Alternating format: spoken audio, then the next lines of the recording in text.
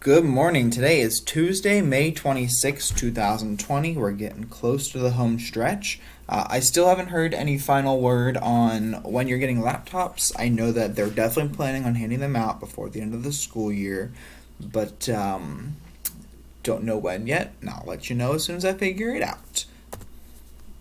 Here is our meme of the day. I know we're all getting a little stir crazy. We want to get outside, but please make sure that when you do go outside that you're still being safe, that you're washing your hands regularly, that you're wearing a face mask and following all the rules.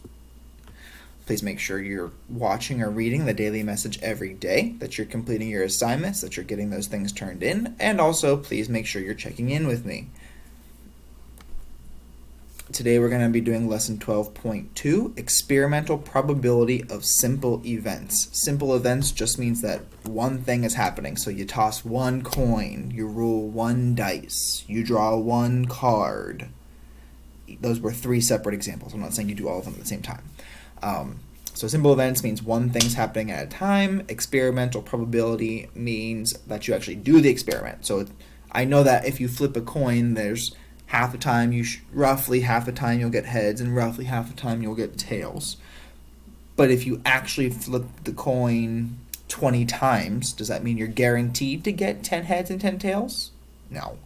So experimental probability is what happens when you actually do the experiment. So if I actually did flip the coin 20 times, how many heads did I get? How many tails did I get? It's going to be different for everybody.